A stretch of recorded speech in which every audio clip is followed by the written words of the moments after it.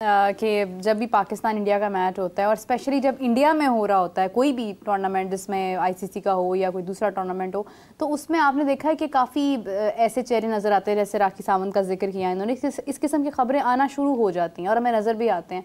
लेकिन पाकिस्तान इतने अरसे के बाद, एक 29 साल बाद हाफिज़ साहब होस्ट कर रहे हैं हम इवेंट, और इतना बड़ा इवेंट हमारे मुल्क में हो रहा है। आपको लगता है कि इतना जोशो जुनून जितना भारत में है लोगों के दिलों में, वो पाकिस्तान के लोगों के दिलों में भी है कि वो भी आएंगे स्टेडियम्स की तरफ?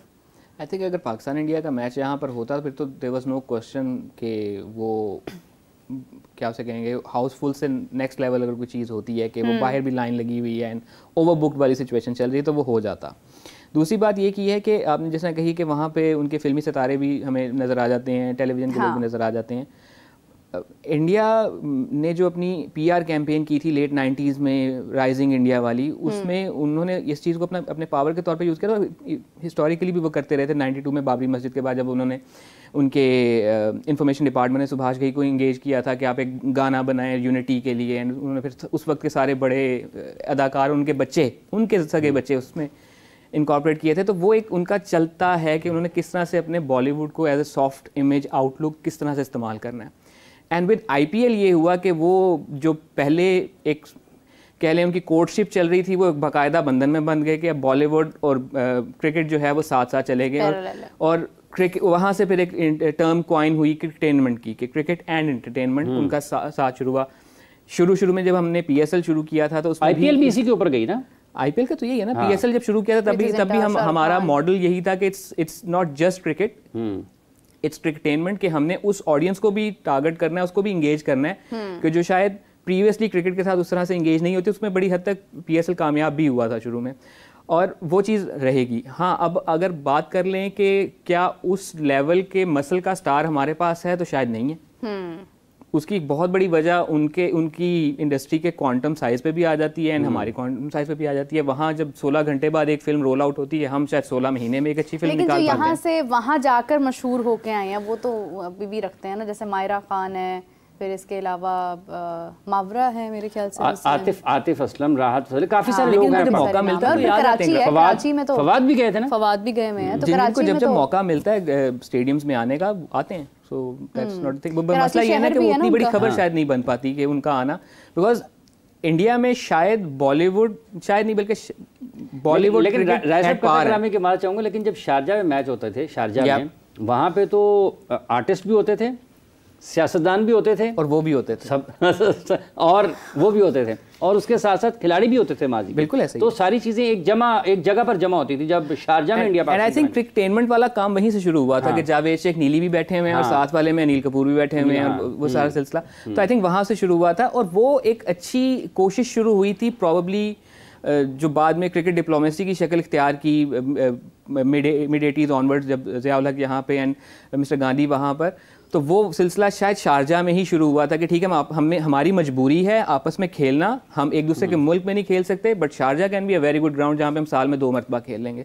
तो वो एक अच्छा सिलसिला शुरू हुआ था। सो रही बात, जैसे मैंने कहा कि क्रिकेट और एंटरटेनमेंट, हाँ, क्रिकेट और एंटरटेनमेंट पे वो साथ साथ चलती रहेगी। जहाँ जहाँ हमारे सितारों को मौका मिलेगा वो आते जाएंगे। हाँ, इंडिया के केस में ये है कि वहाँ पे cricket star and Bollywood star almost at par हैं। कुछ बॉलीवुड स्टार हैं वो क्रिकेट स्टार से ज़रा ऊपर हैं, कुछ क्रिकेट स्टार हैं जो बॉलीवुड स्टार से बहुत ऊपर हैं। हमारे केस में एक बहुत थोड़ा सा टाइम ऐसा आया था कि जहाँ पे हमारे एंटरटेनमेंट स्टार्स जो थे वो क्रिकेट स्टार्स को पीछे छोड़ गए थे। लेकिन अब फिर से वही वाला सिलसिला हो गया कि अगर क्रिकेट स्टार यहाँ पे हैं तो मे बी यहाँ पे करके हमारे एंटरटेनमेंट स्टार्स होंगे। उतना बड़ा नाम कोई नहीं उस तरह का।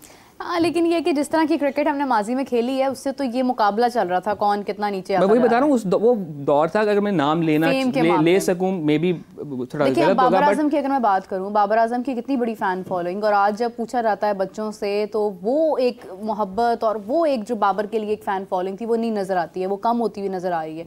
रिजवान को लोग आइडियलाइज कर रहे हैं, फखर मे बी इट्स वो एक वक्ती शायद मामला होगा। लेकिन जैसे मैंने पहले बताया कि बीच में एक टाइम आया था मिड 2010s वाला कि जिसमें maybe Fawad Khan and Mahira Khan had more star power as compare to any of our cricketers. But बीच में देन चैंपियंस ट्रॉफी का होना, हमारी T20 टीम का बेहतर होना, तो वो चीज़ चेंज होना शुरू हुए। बाबर को ये क्रेडिट तो जाता है कि हमारे मैदानों में किसी बैट्समैन के लिए नारे लगना एक बहुत रेयर चीज़ है। अगर वो शाहिद अफरीदी के लिए लगते देखे हैं या बाबर आजम के लिए लगते देखे हैं, उससे पहले मैंने जावेद मियांदाद के मुतालिक सुन रखा है कि जब वो बैटिंग करने आते थे तो लोग गाने गाया करते थे।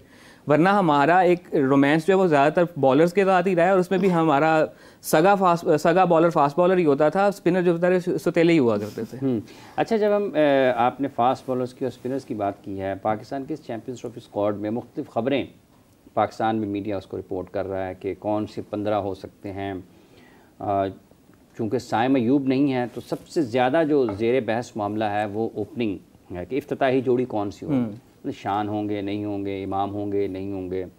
फिर कुछ घंटे गुजरे हैं कि खुशदिल शाह पाकिस्तान में हर जगह नज़र आ रहे हैं ख़बरों में कि खुशदिल शाह हो सकते हैं साइम के रिप्लेसमेंट के तौर पर। अगर खुशदिल शाह टीम में आते हैं तो हम रिप्लेस कर रहे हैं उनके मुतबादल के तौर पर 7वें नंबर के बैट्समैन को, और बाबर आजम को उठाकर ले जाएंगे ओपन करने के लिए। आई थिंक खुशदिल शाह इस वक्त जिस पोजीशन के लिए मे भी आ रहे हैं वो पोजीशन है जो इफ्तिखार अहमद के वनडे टीम से दाएं बाएं होने की वजह से खाली हुई है। बीच में हमने इरफान नियाजी को भी मौका दिया और हम ट्राई करते रहे कि लोअर ऑर्डर या लोअर मिडल ऑर्डर में हम किसी को, तो वहाँ पे खुशदिल शाह की टेल में और मिडिल ऑर्डर में एक बंदा ऐसा चाहिए कि जो जिसको ज़रूरत पड़े तो वो थोड़ी इनिंग एंकर भी कर ले और मारधाड़ के ओवरों में जो है मारधाड़ भी कर सके। जो खासा है खुशदिल शाह का, इंटरनेशनल क्रिकेट में वो उस तरह से डिस्प्ले नहीं कर पाया, बट लिस्ट ए क्रिकेट में हमने देखा है कई मरतबा हमें लगता था कि मैच के दौरान आज जल्दी छुट्टी हो जाएगी, ऊपर के जल्दी आउट हो गया, और खुशदिल शाह जो है वो 157-58 रन की इनिंग खेल गया और पेशावर को मैच जितवा गया। इस किस्म की उसमें एबिलिटी है कि वो उस पोजीशन पे आके भी इनिंग्स को बिल्ड करके लंबी इनिंग खेल सकता है और बड़ा स्कोर कर सकता है। एंड इसकी एक वो भी रेपुटेशन है डोमेस्टिक क्रिकेट में कि यार ये छोटा 100 नहीं करता, जब ये 100 करता है फिर ये बड़ा 100 करता है। तो उस रेपुटेशन को देखते हुए, करंट फॉर्म को देखते हुए, I think it's a good call कि उसको टीम में वापस बुलाया जा रहा है। अच्छी कॉल। बाबर को जब ओपन ले जाएंगे उसकी नंबर 3 किससे? दैट्स अ क्वेश्चन मार्क कि बाबर की अगर हमें ज़्यादा बेहतर ज़रूरत नंबर 3 या नंबर 4 वाली पोजीशन पर है तो उस मौके पर बाबर को ओपन करवाना, हालांकि उनकी ओपन अगर उनकी हिस्टोरिकल क्रिकेट देखी जाए तो वो ओपन टॉप ऑर्डर ही खेला करते थे। वनडे में उन्होंने ओपन की हुई है शुरू के दौर में, जब एक मैच में उन्होंने प्रॉब्ली 1 डाउन होकर 100 किया था तो अगले मैच में उनको वकार यूनुस ने ओपन करवा दी थी जब वो हेड कोच हुआ करते थे। तो नॉर्मली नहीं होगी उनका ओपन करना, बट इस वक्त मुझे लग रहा है कि him being the best batsman in our whole lot, he should be at the core position which is 1 down और 2 डाउन। सो आपको ओपन में ताकि दोनों चीज़ों को चला सकें। ओपन में I think would have been great कि हम फ़खर और साइम को ओपन करता देखते, but since Saim is not fit enough right now and I would prefer कि वो प्रॉपर अपनी रीहैब कंप्लीट करके आए एंड उसकी रीहैब प्रॉपर हो, बिकॉज हमारे पास एक लंबी लिस्ट है खिलाड़ियों की जो बेचारे बड़े प्रॉमिसिंग हुआ करते थे, इंजरीज होती थी, हम उनकी टेक केयर नहीं करते थे और करियर उनके ख़त्म हो गए।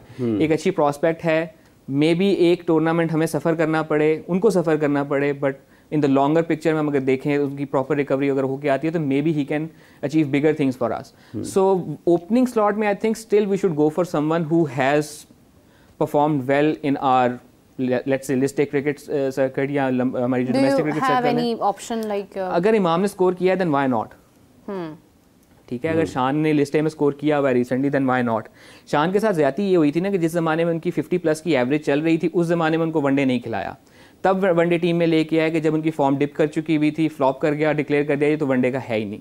अब बास जिस ज़माने में एक दिन में 10-10 आउट कर रहे थे, वनडे नहीं खिलाया, तब खिलाया कि जब आउट ऑफ फॉर्म थे, इंजरी चल रही थी हल्की फुल्की, उस ज़माने में वनडे खिलाया, नहीं चल सके, डिक्लेयर कर दिया ये वनडे का बॉलर ही नहीं है। हमारे इसी तरह से थोड़ा और पीछे चले जाएँ, जिस साल सबसे ज़्यादा स्कोर किया था एजाज अहमद जूनियर ने, उस साल मौका नहीं दिया, उससे अगले साल खिलाया और डिक्लेयर कर दिया ये तो इंटरनेशनल क्रिकेट मटीरियल ही नहीं है। सब अभी देते हैं, एक और मिसाल दे देते हैं, ये अबू मोहम्मद हुरैरा, या जिस साल रन्स किए हैं या उस साल नहीं खिलाया, अगले साल रन्स किए नहीं खिलाया, जिस साल उनके रन नहीं और टेस्ट डेब्यू हो कामरान गुलाम जिस साल उसने रिकॉर्ड कायम किया उसके बाद वो सैर करता रहा टीम के साथ। तो बैटर्स के मामले में हमारा मसला ये है ना कि हम उनकी चलती फॉर्म का फायदा नहीं उठा पाते। भी अगर स्पिन की बात की जाए तो हम चलती फॉर्म का फायदा नहीं उठा पाते, तो उनको उस वक्त मौका दिया जाता है कि जब वो शायद उनकी फॉर्म नहीं होती है, जिस वक्त वो प्री प्राइम फॉर्म में चल रहे होते हैं, नहीं ट्राई कर पाते। हमारा प्रॉब्लम ये भी है, हम बड़े दूर का, अबरार से मुझे याद है कि हमने उन्हें रखा टीम में था कहीं और खेलने के लिए और वहां तक हम पहुंच भी नहीं पाए। ये भी हमारा एक प्रॉब्लम है ना कि हम लोग